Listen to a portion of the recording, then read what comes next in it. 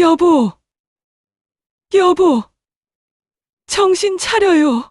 복도 계단에 쓰러진 남편을 부여잡고 제가 얼마나 소리를 질렀는지 모릅니다. 김인철, 제 남편은 얼굴이 새하얗게 질린 채 계단 중간에 고꾸라져 있었어요. 손은 부들부들 떨리고 입술은 파래져 있었죠. 할아버지, 옆집 아주머니가 달려와 구급차를 불러주었고 저는 떨리는 손으로 며느리에게 전화를 걸었습니다. 유진아, 아버지가 계단에서 쓰러지셨어. 지금 구급차 오고 있어. 빨리 병원으로 와. 어머니, 지금 정말 중요한 회의 중이에요. 제가 끝나고 바로 갈게요. 며느리 서유진의 목소리는 차갑고 급했습니다. 그리고는 바로 전화를 끊어버렸죠. 급한 상황인데 회의라니요? 하지만 저는 남편을 살려야 한다는 생각밖에 없었어요. 구급차가 도착하고 응급실로 남편을 실어 나르는 내내 제 심장은 터질 것만 같았습니다. 75년을 함께 살아온 사람이에요. 이 사람 없이 어떻게 살아요? 병원 응급실 복도, 저는 의자에 앉아 며느리를 기다렸습니다. 1시간이 지나고 2시간이 지났어요. 전화를 해도 받지 않았죠. 그런데 그때였습니다. 복도 저 끝에서 익숙한 웃음소리가 들려왔어요. 하하, 언니 그거 진짜 예쁘다. 나도 그거 살까? 제가 고개를 돌리는 순간 명품 쇼핑백을 여러 개 든 며느리 유진이 보였습니다. 친구들과 함께 웃으며 걸어오고 있었어요. 중요한 회의요? 병원에 와야 한다던 그 급한 마음은요? 유진아! 제가 벌떡 일어서서 부르자 며느리의 얼굴이 굳어졌습니다. 어머니, 여기 계셨어요? 회의 중이라며? 그게 백화점에서 쇼핑하는 회의였어? 며느리의 친구들이 어색한 표정으로 뒤로 물러섰고 유진은 당황한 기색을 감추며 말했습니다. 회의 끝나고 잠깐 들른 거예요. 아버지는 어떠세요? 지금 검사 중이야. 넌 진작에 왔어야지. 그렇게 차가운 목소리로 말하고 나니 가슴이 무너져 내렸습니다. 이게 제가 3년 동안 며느리로 맞이한 사람이란 말인가요? 이야기를 시작함에 앞서 구독과 좋아요를 눌러주시면 오늘 하루도 평안하시고 좋은 하루 되실 거라 믿어요. 저는 아는 자, 올해 72입니다. 제 인생은 그리 특별하지 않았어요. 23세 남편 김인철을 만나 결혼했고 아들 하나를 낳아 키우며 평범하게 살아왔죠. 남편은 작은 회사에서 격리로 일했고 저는 집안 살림을 돌보며 아들 태준이를 대학까지 보냈습니다. 태준이는 착한 아이였어요. 공부도 잘했고 대학 졸업하고 중견기업에 취직해서 부모로서 할 도리는 다 했다고 생각했죠. 그러다 3년 전 35살이 된 아들이 여자친구를 데려왔습니다. 엄마, 아빠 유진이에요. 제가 결혼하고 싶은 사람이에요. 며느리 서유진은 첫인상이 참 좋았어요. 단정한 옷차림에 공손한 말투, 제게 선물로 비싼 차 세트까지 들고 왔죠. 어머니, 잘 부탁드립니다. 저 요리도 잘하고 살림도 깔끔하게 해요. 남편 인철이도 흐뭇해했습니다. 그래, 우리 태준이 좋은 사람 만났네. 결혼식은 소박하게 치렀어요. 저희 형편이 넉넉하지 않았거든요. 그래도 혼수는 제대로 해주고 싶어서 남편과 제가 평생 모아둔 돈 중에서 3천만 원을 보탰습니다. 며느리는 그때도 고마워하며 절을 했었죠. 신혼집은 전세로 얻었어요. 보증금이 1억 5천만 원이었는데 아들 부부가 1억을 마련했고 부족한 5천만 원은 저희가 보태줬습니다. 어머니, 나중에 꼭 갚을게요. 정말 감사해요. 며느리의 눈에는 눈물까지 고였었어요. 그렇게 아들 부부는 신혼살림을 시작했고 1년 후에 손자 지우가 태어났습니다. 제게는 첫 손주였죠. 그 작고 보드라운 생명을 처음 안았을 때 제 인생에 이런 행복이 또 있을까 싶었어요. 엄마, 지우 봐주실 수 있으세요? 저희 둘 다 회사 다니니까 애 맡길 데가 없어서요. 며느리가 조심스럽게 물었을 때 저는 흔쾌히 그러겠다고 했습니다.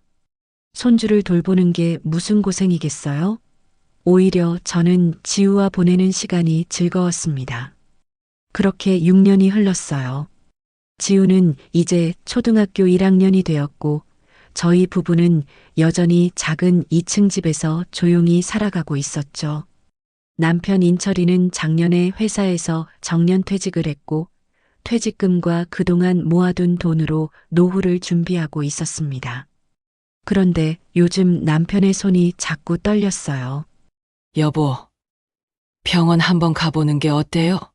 괜찮아. 나이 먹으니까 그런 거지 뭐. 남편은 병원 가는 걸 싫어했지만 저는 불안했습니다. 젓가락을 들 때도 떨리고 글씨를 쓸 때도 손이 떨렸거든요. 어느 주말 아들 부부가 손자 지우를 데리고 저희 집에 놀러 왔습니다. 할머니, 지우가 제 품에 안겼을 때 세상을 다 가진 것 같았어요. 거실에 둘러앉아 이야기를 나누던 중 며느리 유진이 한숨을 푹 쉬었습니다. 어머니, 요즘 너무 걱정이에요. 왜? 무슨 일 있어? 저희 전세 계약이 3달 후에 끝나거든요. 그런데 집값이 너무 올라서 같은 집을 다시 구하려면 2억 5천은 있어야 할 것 같아요. 5천만 원이 부족한데 어떻게 구하죠? 며느리의 얼굴에는 진짜 고민이 가득했습니다. 옆에 있던 아들 태준이도 어두운 표정이었죠. 은행 대출은 안 돼? 남편 인철이가 물었습니다. 대출 한도가 다 차서요. 더 이상은 어려워요. 그때 제 머릿속에 한 가지 생각이 떠올랐어요. 저희 부부가 노후 자금으로 모아둔 돈이 2억 원 정도 있었거든요. 당장 쓸 일도 없고 아들 부부가 어려우면 도와줘야 하는 게 부모 아닐까요? 우리가 2억 원 있긴 한데 제가 말을 꺼내자 며느리의 눈이 반짝였습니다. 정말요? 어머니, 그럼 저희한테 빌려주실 수 있으세요? 저희 이자 드릴게요. 나중에 꼭 갚을게요. 이자는 무슨 가족인데 그냥 쓰렴. 어머니, 며느리가 제 손을 꼭 잡았어요. 그 따뜻한 손길에 저는 제가 정말 좋은 일을 하는 거라고 믿었습니다. 남편 인철이도 고개를 끄덕였죠. 그래, 애들 어려우면 도와줘야지.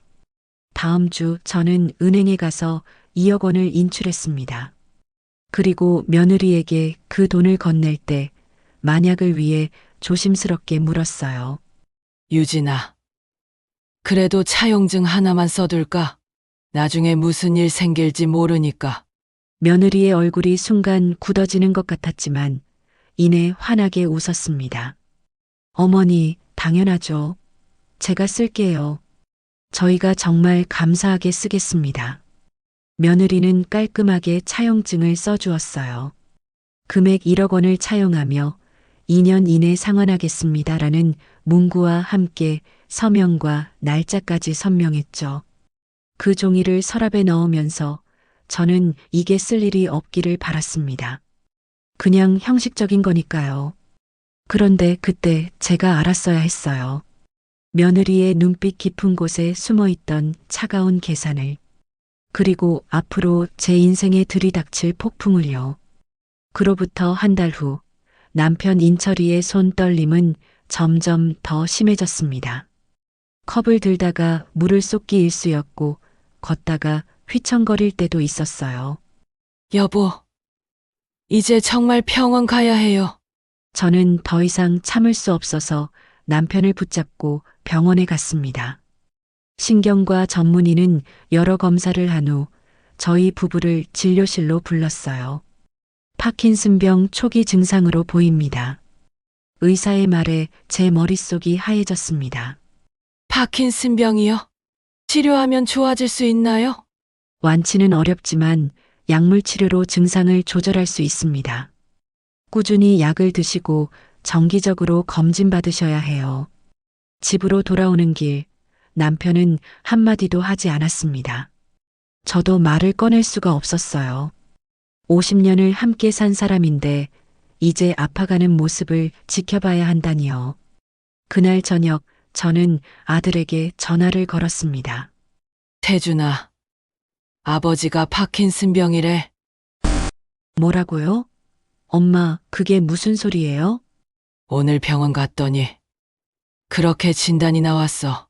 앞으로 약 먹고 치료해야 한대. 전화기 너머로 아들의 한숨소리가 들렸습니다. 엄마, 제가 주말에 갈게요. 아빠 상태 봐야죠. 그런데 그 주말 아들 대신 며느리 유진이 혼자 왔습니다. 어머니, 태준이는 회사 일이 있어서요. 제가 대신 왔어요. 며느리는 웃으며 과일 바구니를 내밀었습니다. 아버지, 많이 놀라셨죠? 제가 앞으로 병원 모시는 거 도와드릴게요. 남편 인철이는 고맙다며 며느리의 손을 잡았어요. 유진아, 미안하다. 내가 고생이 많겠구나. 무슨 말씀이세요? 가족인데요. 그날 며느리는 참 다정했습니다. 저는 제가 너무 며느리를 의심했나 싶어 마음이 편해졌어요. 하지만 제가 몰랐던 거예요. 그 다정함 뒤에 숨겨진 계산을, 그리고 며느리의 진짜 얼굴을요. 그날 이후로 며느리는 제가 아버지 병원 모실게요라며 적극적으로 나섰습니다. 저는 고맙기도 하고 미안하기도 했죠. 유진아, 내가 회사 다니는데 무리하지 마. 괜찮아요, 어머니. 제가 할 수 있어요. 며느리의 얼굴에는 효부의 미소가 가득했습니다. 저는 정말 좋은 며느리를 만났다고 생각했어요. 하지만 그게 제 착각이었다는 걸 저는 곧 알게 됩니다. 며느리 유진이 시아버지 병원 일을 맡겠다고 나선 지 한 달이 지났습니다. 처음에는 정말 잘해주는 것처럼 보였어요. 병원 예약도 잡아주고 약 타러 가는 것도 자기가 하겠다고 했죠. 저는 며느리가 이렇게 효성스러운 줄 몰랐다며 남편과 함께 고마워했습니다. 여보, 우리 며느리 정말 착하네요. 그러게. 요즘 젊은 사람들이 시부모 모시기 힘들어하는데 유진이는 달라. 하지만 이상한 점들이 하나둘씩 보이기 시작했어요. 어느 날 제가 남편의 약통을 확인하려고 서랍을 열었는데 약이 그대로 있는 거예요. 며느리가 일주일 전에 타왔다던 약인데 하나도 줄어들지 않았죠. 여보, 약 드셨어요? 유진이가 챙겨준다고 했는데. 잘 모르겠네. 남편도 헷갈려 했습니다. 저는 며느리에게 전화를 걸었어요. 유진아, 아버지 약 제대로 드리고 있는 거 맞지? 네, 어머니. 제가 매일 챙겨드리고 있어요. 걱정 마세요. 며느리의 목소리는 자신감에 차 있었습니다. 그럼 제가 본 약통은 뭐였을까요? 혹시 제가 착각한 걸까요? 그런데 며칠 후 더 이상한 일이 벌어졌습니다. 병원 예약일이었는데 며느리한테서 연락이 없는 거예요. 제가 전화를 걸었죠. 유진아, 오늘 아버지 병원 가는 날 아니었어? 아, 어머니. 죄송해요. 회사에서 갑자기 급한 일이 생겨서요. 다음 주로 예약 변경했어요. 그럼 미리 말을 해줘야지. 정말 미안해요, 어머니. 제가 너무 바빠서 깜빡했어요. 전화를 끊고 나니 찝찝했습니다. 병원 예약은 한 달 전에 잡는 건데 이렇게 쉽게 변경이 되나요? 저는 직접 병원에 전화를 걸어 확인했어요. 환자 김인철인데요. 다음 주로 예약 변경됐나 해서요. 잠시만요.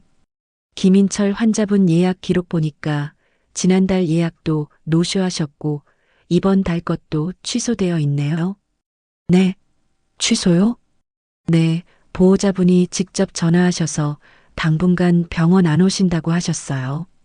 제 손에서 전화기가 떨어질 뻔했습니다. 며느리가 병원 예약을 아예 취소했다고요?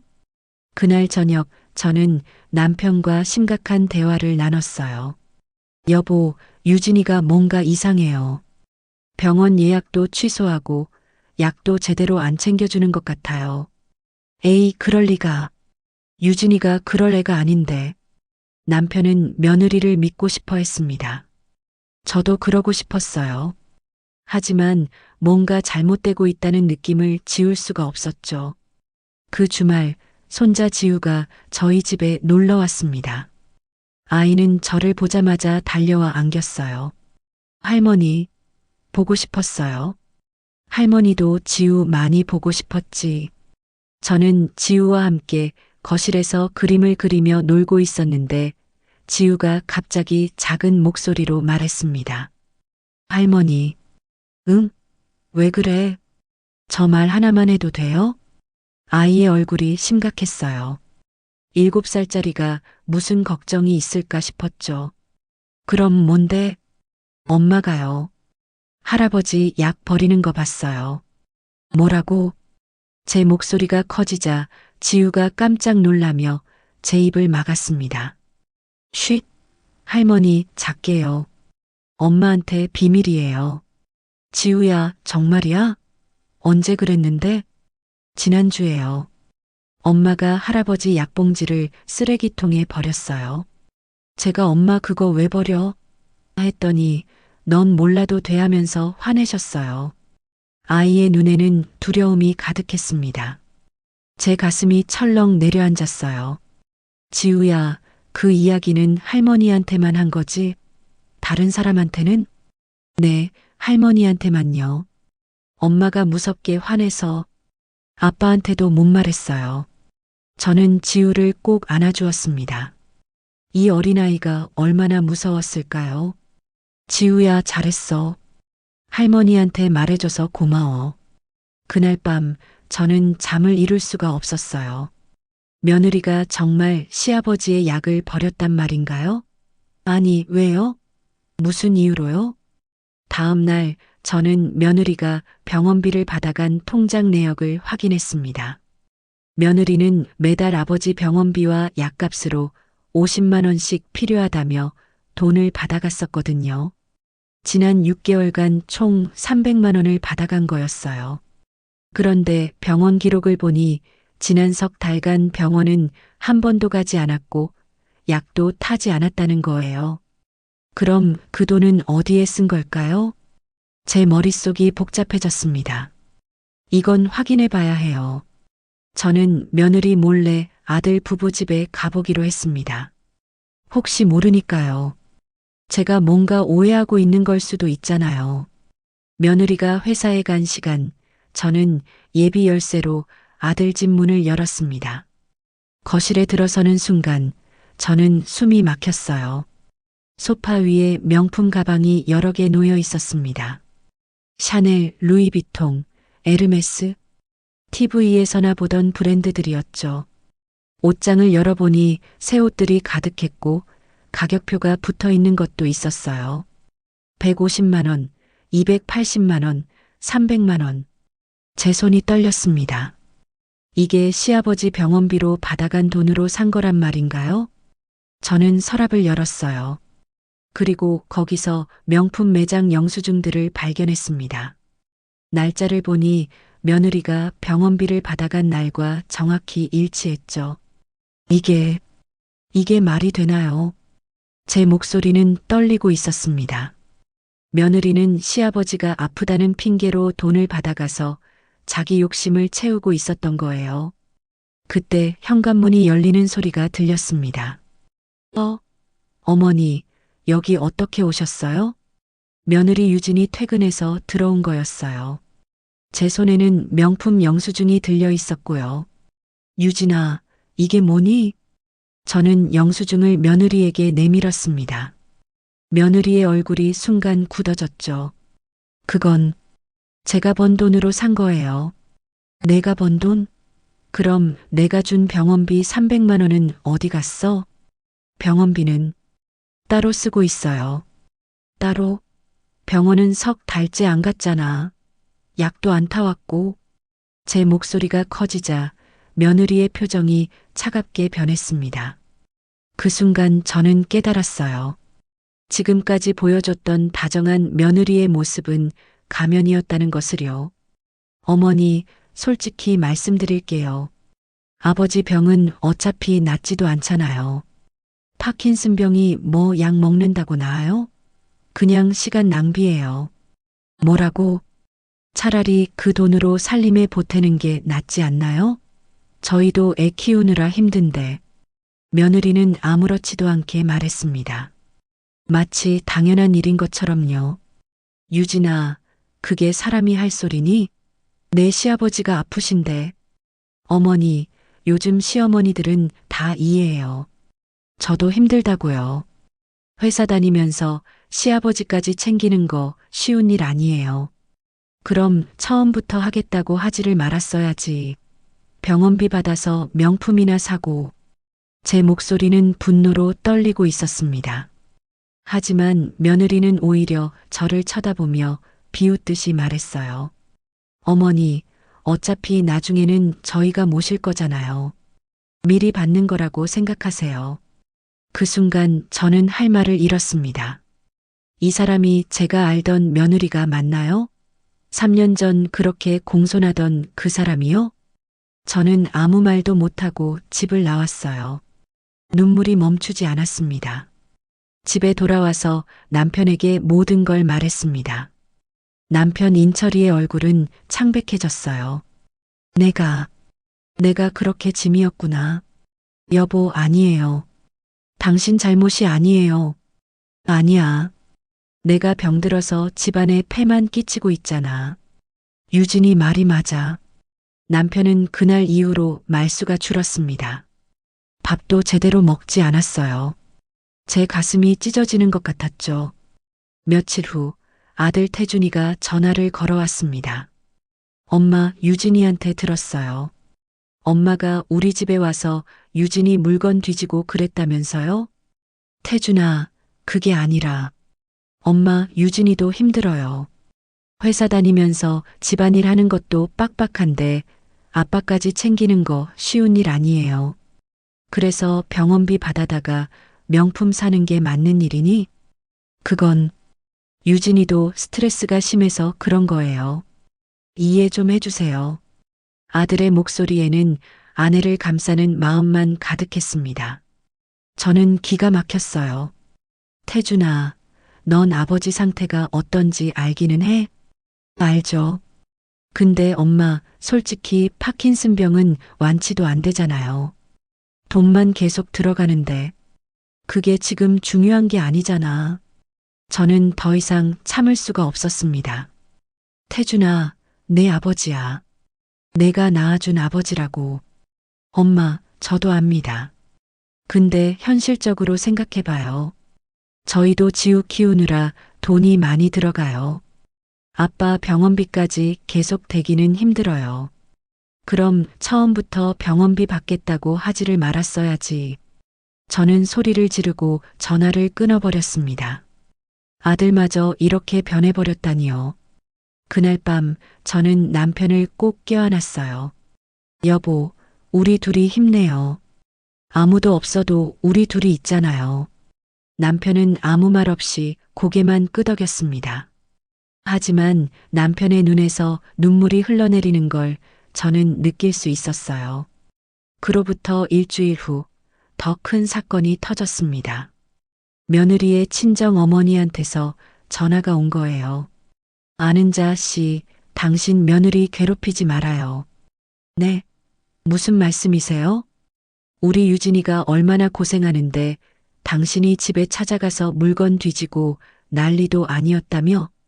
그게 아니라 유진이가 병원비가 뭐 그렇게 대수해요? 요즘 시어머니들은 며느리 이해도 하고 그런다던데 당신은 옛날 시어머니처럼 구나요? 며느리의 친정 어머니는 제 말을 끊고 일방적으로 몰아붙였습니다. 우리 딸 앞으로 건드리지 마세요. 알았어요? 전화가 끊겼습니다. 저는 그 자리에 주저앉고 말았어요. 왜 이렇게 된 걸까요? 제가 뭘 잘못한 걸까요? 며느리를 믿고 돈을 빌려준 것, 손주를 키워준 것, 시아버지 병원비를 준 것, 다 잘못된 일이었나요? 그날 저녁 남편의 상태가 갑자기 나빠졌습니다. 손떨림이 심해지고 걷는 것조차 힘들어 했어요. 여보, 괜찮아요? 약 좀 줘. 저는 서랍에서 약을 꺼내려는데 약이 한 알도 없었습니다. 며느리가 마지막으로 약을 타왔다던 게 한 달 전이었는데 실제로는 타온 적이 없었던 거예요. 여보, 내가 지금 약국 다녀올게. 저는 황급히 약국으로 뛰어갔지만 이미 문을 닫은 후였습니다. 저는 남편을 부축해서 응급실로 데려갔어요. 보호자분, 환자분이 약을 제때 안 드셔서 증상이 악화된 것 같네요. 약을 꾸준히 드셔야 한다고 여러 번 말씀드렸잖아요. 의사는 제게 조용히 질책했습니다. 저는 아무 말도 할 수 없었어요. 며느리가 약을 버렸다고 말할 수도 없었고요. 병실에 누워있는 남편을 보며 저는 결심했습니다. 이제는 더 이상 참을 수 없다고요. 제가 직접 나서야 한다고요. 하지만 제가 몰랐던 거예요. 이건 시작에 불과했다는 걸요. 며느리의 진짜 계획은 훨씬 더 무서운 것이었다는 걸요. 남편 인철이가 응급실에 입원한 지 사흘째 되는 날이었습니다.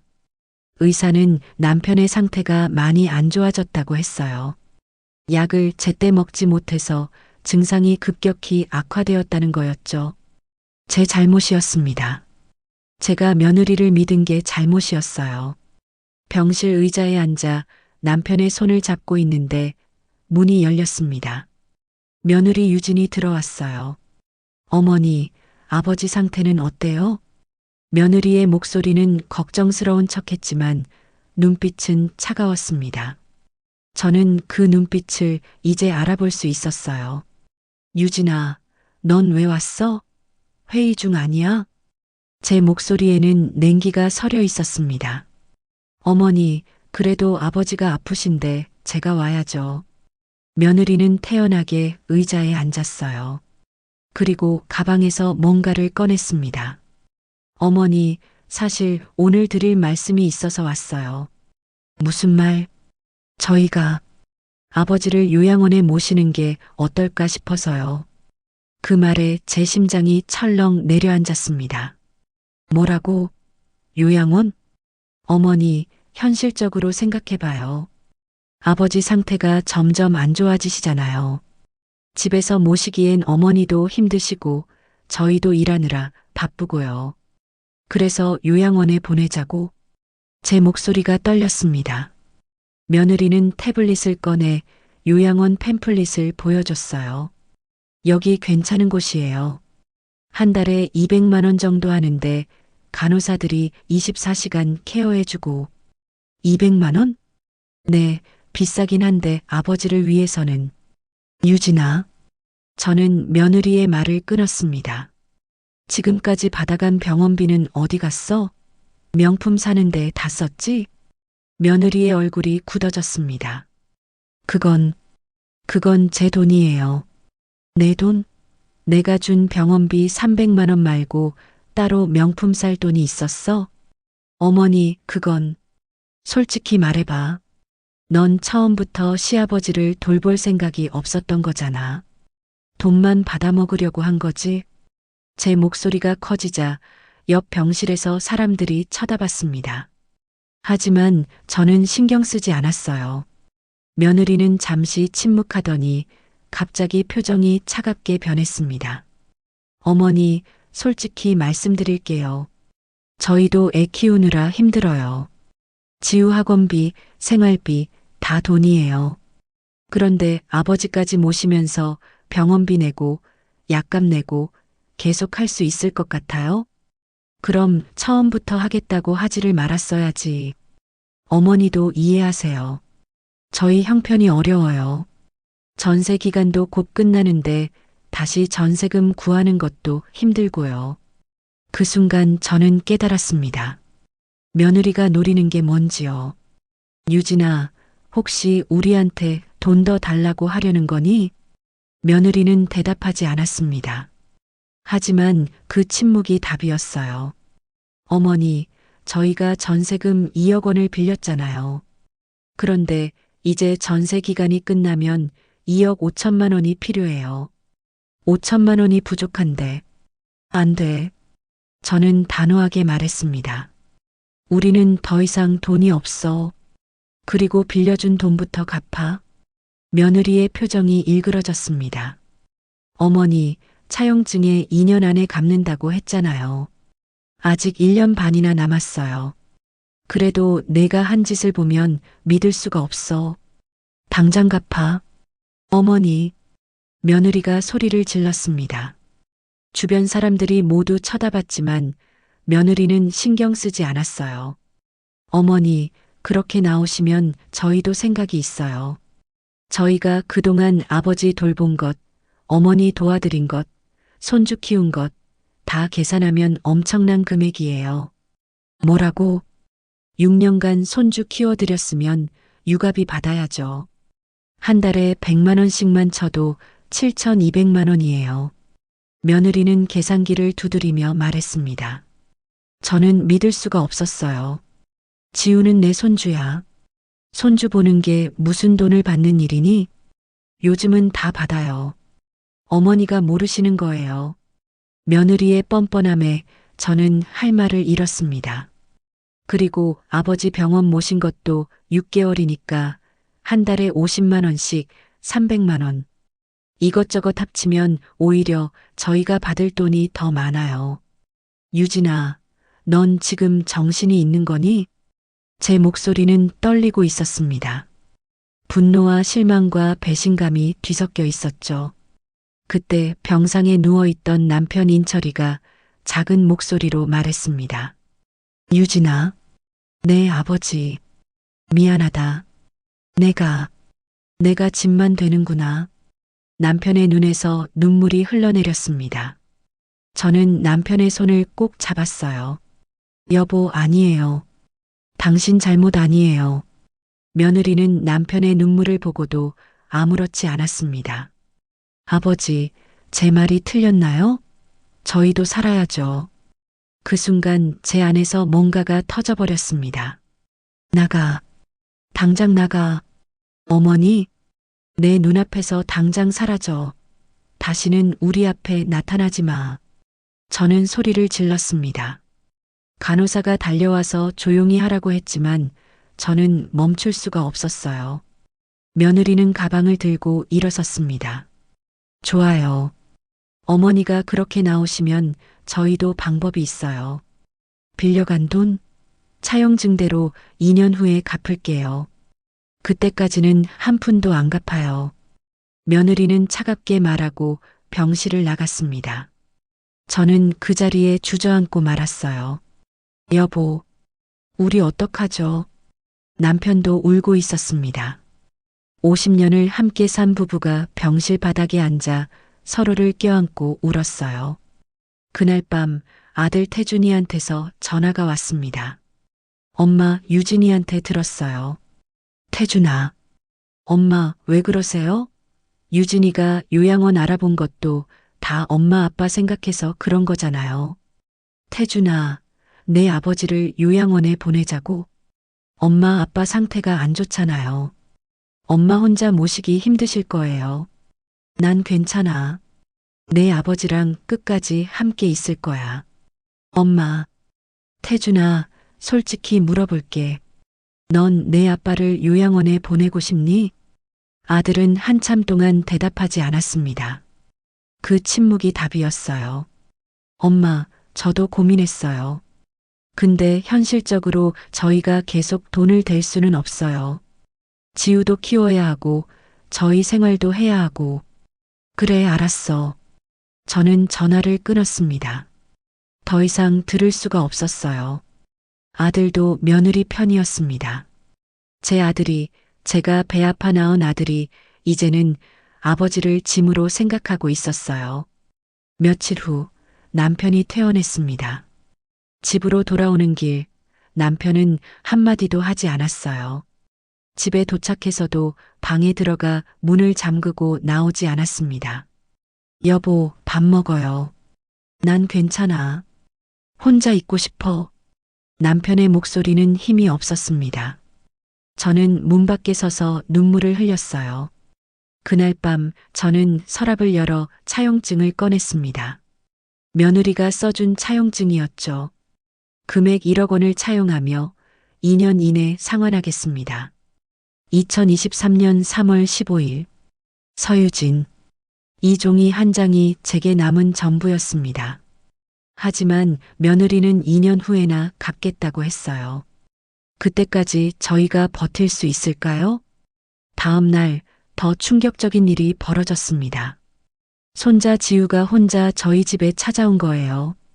아이의 옷은 더러웠고 얼굴에는 눈물 자국이 있었습니다. 지우야, 어떻게 혼자 왔어? 엄마는? 할머니, 엄마랑 아빠가 싸워요. 맨날 싸워요. 아이가 제 품에 안겨 울었습니다. 왜? 뭐 때문에 싸우는데? 돈 때문에요. 엄마가 할머니한테 돈 더 받아야 한다고 하는데 아빠가 그러면 안 된다고. 그래서 맨날 소리 지르고 제 가슴이 찢어지는 것 같았습니다. 저희 부부 때문에 손주까지 고생하고 있었어요. 지우야, 괜찮아. 할머니가 있잖아. 저는 지우를 꼭 안아주었습니다. 그리고 결심했어요. 이제는 더 이상 참을 수 없다고요. 제가 뭔가를 해야 한다고요. 그날 저녁 저는 남편과 심각한 대화를 나눴습니다. 여보, 우리 며느리한테 돈 돌려받아야 해요. 어떻게? 유진이는 2년 후에나 갚겠다고 했잖아. 차용증이 있어요. 법적으로 돌려받을 수 있어요. 남편의 눈이 커졌습니다. 그럼 법정까지 가야 한다는 거야? 그래야 할 것 같아요. 우리가 가만히 있으면 며느리는 절대 돈 안 갚아요. 남편은 한참 동안 고민하더니 고개를 끄덕였습니다. 알았어. 그렇게 하자. 다음 날 저는 변호사 사무실을 찾아갔습니다. 변호사님, 제가 며느리한테 돈을 빌려줬는데 안 갚으려고 해요. 변호사는 차용증을 보더니 고개를 끄덕였습니다. 차용증이 명확하네요. 소송 진행하면 이길 확률이 높습니다. 그런데 비용은 얼마나 들까요? 착수금이 300만 원 정도 들고 승소하면 성공 보수를 받습니다. 300만 원. 저희한테는 큰 돈이었습니다. 하지만 달리 방법이 없었어요. 알겠습니다. 진행해 주세요. 저는 집에 돌아와 남편에게 말했습니다. 여보, 소송 진행하기로 했어요. 그래.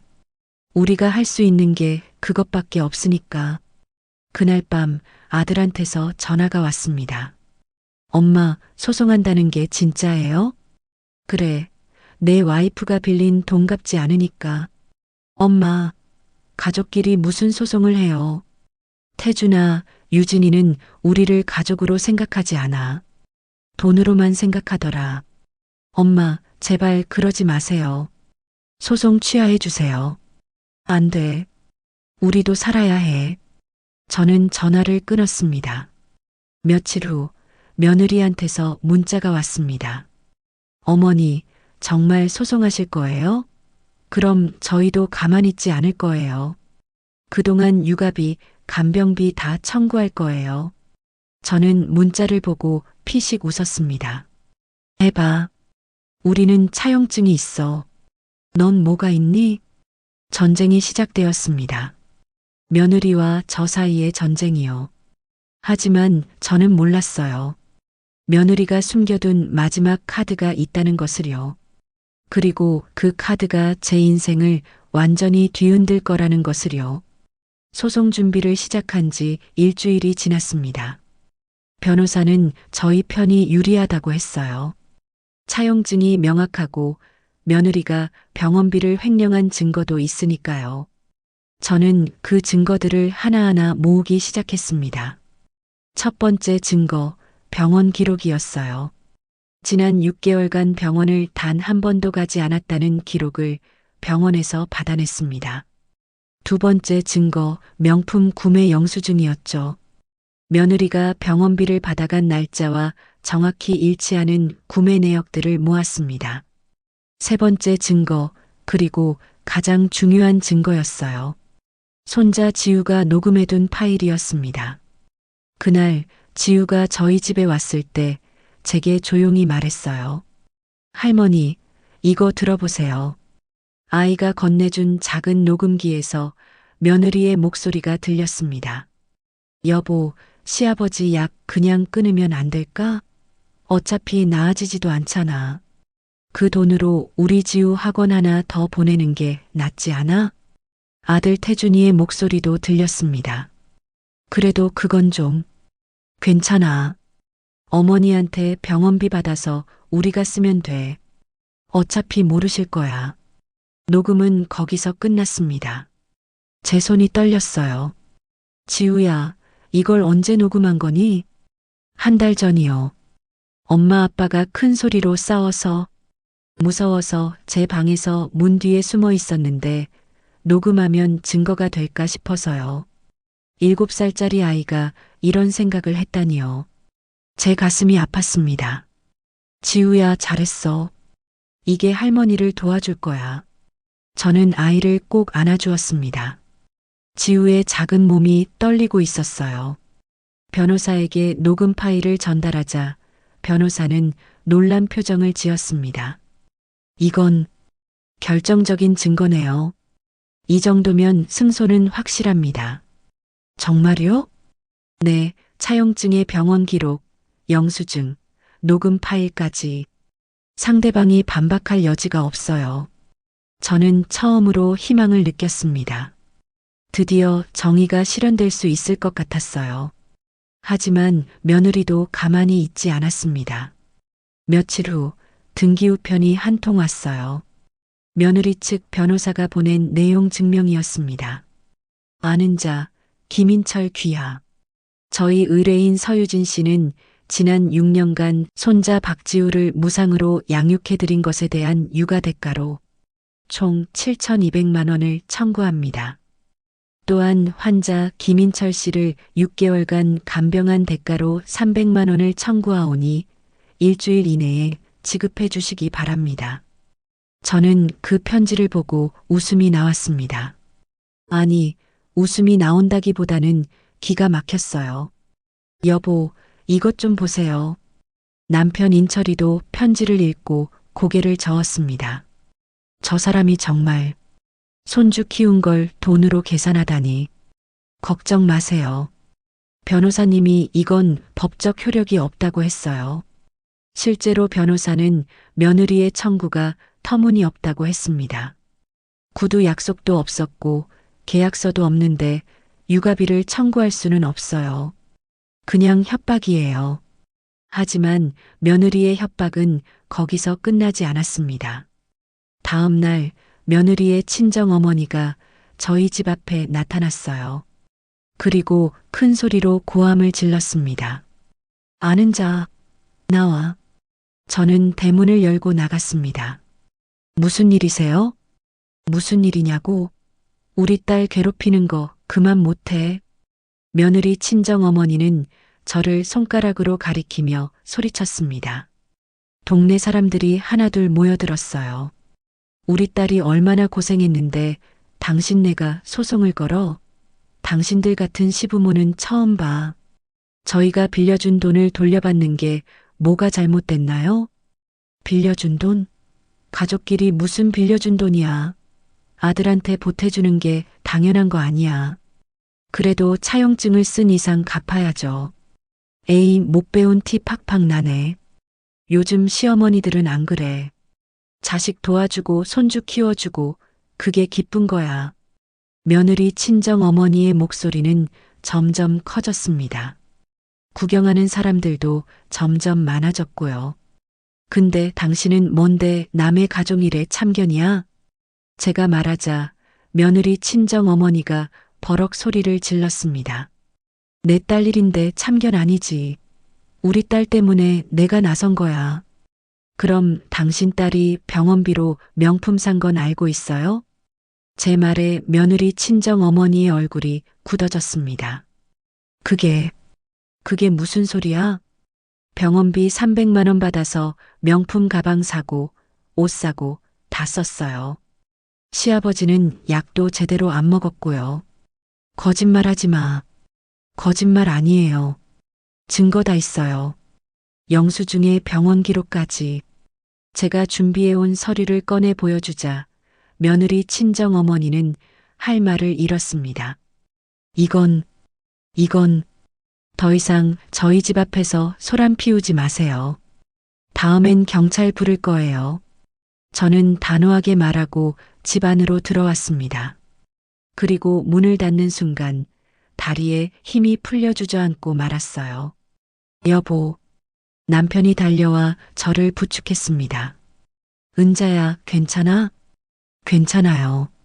이제 더 이상 참지 않을 거예요. 그로부터 이틀 후 법원에서 첫 번째 조정 기일이 잡혔습니다. 조정실에 들어가니 며느리 유진과 아들 태준이가 앉아 있었어요. 며느리는 저를 보자 고개를 돌렸고 아들은 제 눈을 마주치지 못했습니다. 조정위원이 말했습니다. 양측 모두 가족관계이니 원만하게 해결하는 게 좋을 것 같습니다. 피고 측에서 하실 말씀 있으세요?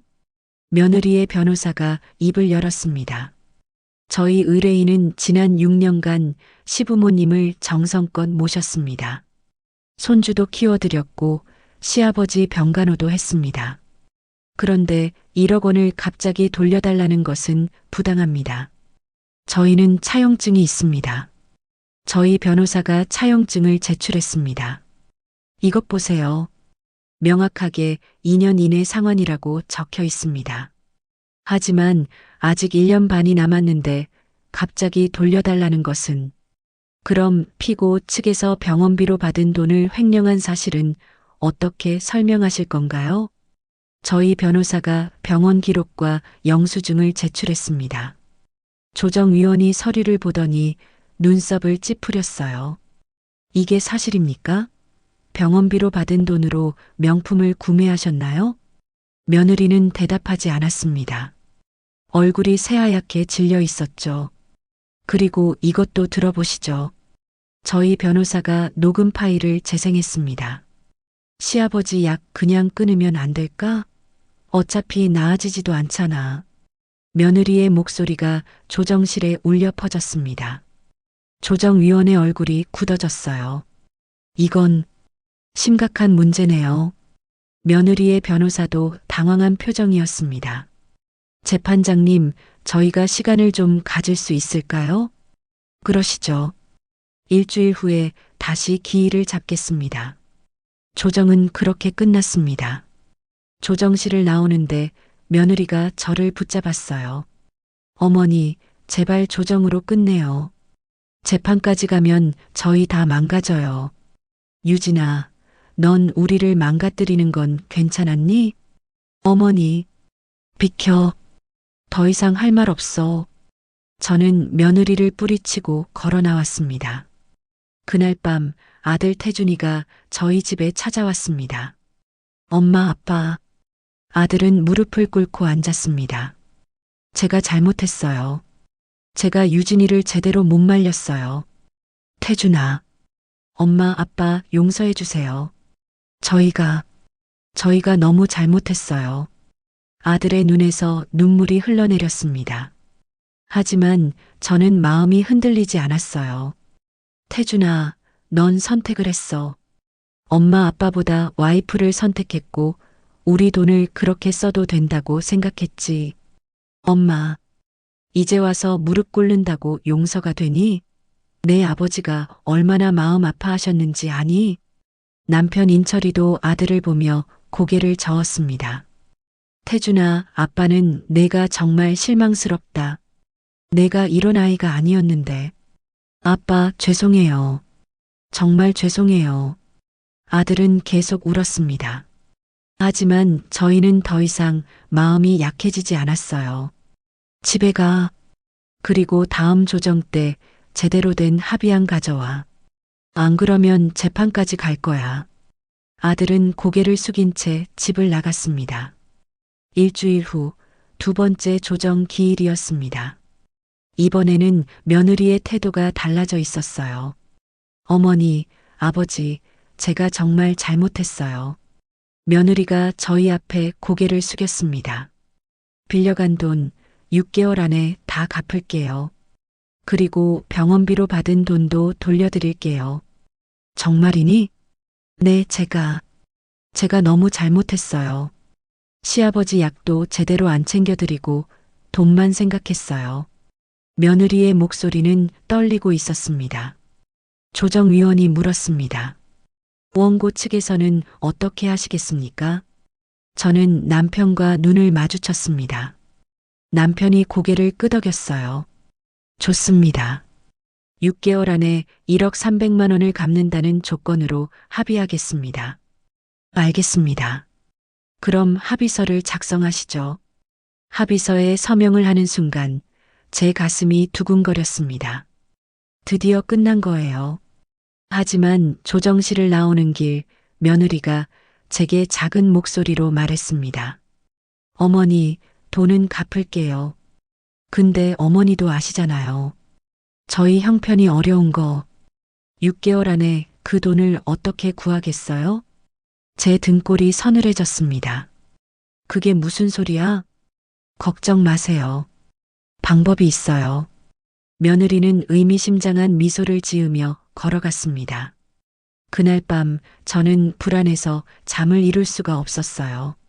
며느리의 마지막 말이 계속 머릿속을 맴돌았습니다. 방법이 있어요. 그게 무슨 뜻일까요? 며느리가 무슨 계획을 세운 걸까요? 그리고 정확히 사흘 후 저는 며느리의 진짜 계획을 알게 되었습니다. 그것은 제가 상상도 못한 정말 충격적인 일이었어요. 사흘 후 제 휴대폰에 모르는 번호로 전화가 왔습니다. 여보세요? 아는 자 씨 되시나요? 저는 한강 부동산입니다. 네, 무슨 일이세요? 댁의 아드님 박태준 씨께서 전세집을 급매로 내놓으셨는데 혹시 아시나요? 제 심장이 철렁 내려앉았습니다. 네, 집을 판다고요? 네, 전세를 빼고 다른 곳으로 이사 가신다고 하셨어요. 그런데 보증인이 어머님으로 되어 있어서 확인차 연락드렸습니다. 제가 보증인이라고요? 네, 3년 전에 서명하셨습니다. 전화를 끊고 나니 머릿속이 하얘졌습니다. 제가 보증인이었다니요? 저는 그런 거 서명한 적이 없는데요. 아니, 잠깐. 3년 전이요? 그때 며느리가 어머니, 이거 은행 서류인데 사인 한 번만 해주세요라고 했던 게 기억났습니다. 저는 그게 뭔지도 모르고 그냥 서명했었어요. 여보, 큰일 났어요. 저는 남편에게 달려가 모든 걸 설명했습니다. 내가 아들네 전세 보증인이래요. 근데 지금 그 집을 급매로 내놓았대요. 뭐라고? 그럼 유진이가 말한 방법이 그거였구나. 남편의 얼굴도 창백해졌습니다. 저희는 급히 아들에게 전화를 걸었습니다. 태준아, 너희 집 파는 게 진짜니? 엄마, 어떻게 아셨어요? 어떻게 아느냐고? 내가 보증인이잖아. 너희 지금 뭐 하는 거야? 엄마, 저희가 돈을 갚으려면 전세를 빼야 해요. 그럼 너희는 어디 가서 살 건데? 유진이 친정에서 당분간 살기로 했어요. 제 머릿속이 복잡해졌습니다. 며느리가 6개월 안에 돈을 갚겠다고 한 건 전세를 빼서 그 돈으로 갚겠다는 계획이었던 거예요. 태준아, 그럼 지우는? 학교는 어떻게 하고? 전학시킬 거예요. 유진이 친정 쪽으로요. 너희 제정신이니? 아이가 적응하는 것도 생각 안 하고? 엄마, 저희도 어쩔 수 없어요. 엄마한테 돈 갚으려면 이것밖에 방법이 없어요. 전화를 끊고 나니 가슴이 답답했습니다. 제가 이걸 원했던 걸까요? 손주까지 고생시키면서 돈을 받는 게 옳은 일일까요? 그날 밤 남편과 저는 밤새 이야기를 나눴습니다. 여보, 우리가 너무 심하게 한 건 아닐까요? 은자야, 그건 유진이가 먼저 잘못한 거야. 우리 돈을 횡령하고 나한테 약도 안 먹이고. 그래도 지우 생각하면 마음이 아파요. 저는 손주 지우의 얼굴이 자꾸 떠올랐습니다. 그 순수한 아이가 전학을 가고 낯선 환경에 적응해야 한다니요. 다음 날 손자 지우가 혼자 저희 집에 찾아왔습니다. 아이의 얼굴에는 눈물 자국이 가득했어요. 할머니, 지우야, 왜 울었어? 할머니, 저 전학 가기 싫어요. 친구들이랑 헤어지기 싫어요. 아이가 제 품에 안겨 울었습니다. 제 가슴이 찢어지는 것 같았어요. 지우야, 할머니, 제가 뭘 잘못했어요? 왜 저만 학교도 옮기고 친구들도 못 만나요? 아이의 질문에 저는 대답할 수가 없었습니다. 맞아요. 지우는 아무 잘못도 없었어요. 어른들의 싸움 때문에 아이만 고생하고 있었죠. 지우야, 할머니가 생각 좀 해볼게. 그날 밤 저는 남편에게 말했습니다. 여보, 우리 돈 받는 거 포기해요. 뭐라고? 지우가 너무 불쌍해요. 우리 때문에 저 아이가 고생하는 게 싫어요. 남편은 한참 동안 아무 말이 없었습니다. 그러더니 조용히 고개를 끄덕였어요. 나도 그 생각했어. 우리가 돈은 잃어도 손주까지 잃을 순 없잖아. 다음 날 저는 아들에게 전화를 걸었습니다. 태준아, 엄마야. 엄마, 무슨 일이세요? 너희 이사 안 해도 돼. 네. 무슨 말씀이세요? 돈 안 받을게. 그냥 너희끼리 살아. 전화 너머로 아들이 숨을 헐떡이는 소리가 들렸습니다. 엄마, 정말이세요? 응. 근데 조건이 있어. 조건이요? 다시는 우리한테 손 벌리지 마. 그리고 내 아버지 약은 내가 직접 챙겨. 알았지? 네. 엄마, 정말 감사해요. 그리고 태준아. 네, 엄마. 지우 자주 보내줘. 할머니가 보고 싶으니까. 네, 알겠습니다. 전화를 끊고 나니 후련했습니다. 돈보다 중요한 게 가족이라는 걸 저는 이제야 깨달았어요. 하지만 며느리 유진에게는 따로 할 말이 있었습니다. 일주일 후 저는 며느리를 따로 만났습니다. 어머니, 부르셨어요? 며느리는 조심스럽게 저를 대했습니다. 유진아, 앉아. 네. 너한테 할 말이 있어. 저는 차용증을 꺼내 며느리 앞에 놓았습니다. 이거 찢을게. 며느리의 눈이 커졌습니다. 어머니, 정말요? 응. 근데 내 말 잘 들어. 저는 며느리를 똑바로 쳐다보며 말했습니다. 유진아, 난 너를 용서하는 게 아니야. 단지 지우를 위해서 참는 거야. 어머니, 너는 시아버지가 아플 때 약도 안 챙겨줬어. 병원비로 명품이나 사고. 그게 사람이 할 짓이니? 며느리는 고개를 숙였습니다.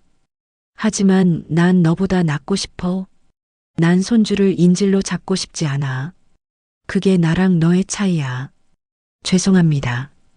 미안하다는 말은 필요 없어. 앞으로 잘해. 시아버지한테도, 남편한테도, 그리고 지우한테도. 저는 차용증을 찢었습니다. 그 종이가 찢어지는 순간 제 마음속의 짐도 함께 내려놓아지는 것 같았어요. 어머니, 감사합니다. 며느리가 눈물을 흘렸습니다. 그게 진짜 눈물인지 아닌지는 모르겠지만 저는 더 이상 상관하지 않기로 했어요. 가봐. 그리고 지우 잘 키워. 며느리는 고개를 숙이고 나갔습니다. 그날 저녁 남편이 제 손을 잡았습니다. 은자야, 잘했어. 여보, 제가 제대로 한 건지 모르겠어요. 아니야. 내가 옳은 선택을 한 거야. 우리는 돈을 잃었지만 더 소중한 걸 지켰어. 더 소중한 게요? 우리의 품위, 그리고 손주의 미래. 남편의 말에 저는 고개를 끄덕였습니다. 맞아요. 저는 복수보다 품위를 선택했어요. 한 달 후, 손자 지우가 저희 집에 놀러 왔습니다. 할머니, 저 전학 안 가요. 그래, 다행이다. 엄마가 할머니 덕분이래요. 할머니가 진짜 영웅이래요. 아이가 제 목을 껴안았습니다. 그 순간 저는 깨달았어요. 제가 옳은 선택을 했다는 것을요. 그날 저녁 아들 부부가 함께 찾아왔습니다. 며느리는 과일 바구니와 함께 남편 인철이의 약을 가져왔어요. 아버지, 이거 드세요. 제가 이제부터는 제대로 챙겨드릴게요. 며느리의 목소리는 진심으로 들렸습니다. 그래, 고맙다. 남편도 며느리의 손을 잡아주었어요. 저녁을 함께 먹으며 저는 이 모든 일을 되돌아봤습니다. 며느리의 배신, 아들의 무기력함, 그리고 제 분노와 좌절. 하지만 끝에는 용서와 화해가 있었어요. 돈은 중요합니다. 하지만 돈보다 더 중요한 게 있다는 걸 저는 이번 일을 통해 배웠어요. 그건 바로 가족입니다. 물론 며느리가 완전히 변했다고 믿지는 않아요. 사람이 그렇게 쉽게 바뀌나요? 하지만 적어도 지금은 노력하고 있어요. 그걸로 충분합니다. 남편 인철이의 병은 완치되지 않았습니다. 파킨슨 병은 평생 가져가야 하는 병이니까요. 하지만 이제는 약을 제대로 먹고 정기적으로 병원에 갑니다. 며느리가 챙겨주거든요. 아들 태준이도 달라졌어요. 이제는 주말마다 저희 집에 들러 아버지 상태를 확인하고 필요한 것들을 챙겨줍니다. 손자 지우는 여전히 순수하고 밝습니다. 학교에서 친구들과 잘 지내고 주말이면 할머니 집에 놀러 와요. 그리고 저는요? 저는 이제 마음이 편합니다. 복수를 선택했다면 후련했을까요? 아니요. 오히려 평생 후회했을 거예요. 사람들은 물어봅니다. 1억 원이나 되는 돈을 그냥 포기하시다니 후회 안 되세요? 저는 이렇게 답합니다. 후회는요, 돈을 지키려다가 가족을 잃었을 때 하는 거예요. 돈은 다시 벌 수 있습니다. 하지만 가족은 한번 잃으면 다시 돌아오지 않아요. 물론 저희가 손해를 본 건 맞아요. 1억 원은 결코 적은 돈이 아니니까요. 하지만 그 돈으로 제가 얻은 것도 있습니다. 손주의 웃음, 아들의 반성, 며느리의 변화, 그리고 무엇보다 제 자신에 대한 자긍심이요. 저는 복수하지 않았습니다. 대신 용서했어요. 그게 더 힘든 선택이었지만 더 옳은 선택이었다고 믿습니다. 어느 날 손자 지우가 물었습니다. 할머니는 왜 엄마를 용서해 줬어요? 저는 아이를 안아주며 말했습니다. 지우야, 미워하는 건 쉬워. 근데 용서하는 건 어려워. 할머니는 어려운 길을 선택했어. 왜냐하면 그게 할머니를 더 행복하게 만들어주거든. 할머니 정말 멋있어요. 아이의 말에 제 눈시울이 뜨거워졌습니다. 지난 72년의 인생을 되돌아보면 제게는 많은 후회가 있어요. 더 잘할 수 있었는데 못했던 것들, 말할 수 있었는데 참았던 것들. 하지만 이번만큼은 후회가 없습니다. 제가 배운 게 있다면 이거예요. 가족이라는 이름으로 누군가를 이용해서는 안 됩니다. 하지만 동시에 가족이라는 이름으로 용서할 수도 있어야 해요. 미움은 미움을 낳고 복수는 복수를 부릅니다. 하지만 용서는 치유를 가져오죠. 저는 완벽한 시어머니가 아니에요. 화도 많이 내고 서운한 것도 많고 때로는 며느리가 미울 때도 있습니다. 하지만 그럴 때마다 저는 생각해요. 오늘도 손주가 웃고 있구나. 남편이 약을 제대로 먹고 있구나. 아들이 부모를 찾아오는구나. 그걸로 충분합니다. 인생은 완벽하지 않아요. 완벽한 가족도 없고, 완벽한 며느리도 없고, 완벽한 시어머니도 없습니다. 우리는 모두 불완전한 사람들이에요. 실수도 하고, 잘못도 하고, 후회도 하죠. 하지만 그럼에도 불구하고 우리는 계속 나아가야 합니다. 서로를 이해하려 노력하고 용서하고 사랑해야 해요. 그게 가족이니까요. 오늘도 저는 남편과 함께 산책을 나갑니다. 남편의 손은 여전히 떨리지만 제가 꼭 잡아주면 됩니다. 함께 걸으면 되는 거예요. 그리고 집에 돌아오면 손자가 기다리고 있을 겁니다. 할머니, 오늘 뭐 했어요? 라고 물으며 반갑게 맞이해 주겠죠. 그 순간이 제게는 1억 원보다 소중합니다. 여러분도 혹시 이런 경험들이 있으신가요? 가족과의 갈등, 그리고 용서와 화해의 과정을요. 댓글로 여러분의 이야기를 듣고 싶어요. 남겨주세요. 때로는 돈을 지키는 것보다 관계를 지키는 게 더 중요할 때가 있습니다. 때로는 복수하는 것보다 품위를 지키는 게 더 가치 있을 때가 있어요. 저는 제 선택을 후회하지 않습니다. 여러분도 인생에서 어려운 선택을 해야 할 때 후회하지 않을 길을 선택하시길 바랍니다. 지금까지 제 이야기를 들어주셔서 감사합니다. 인생극장이었습니다. 사랑합니다.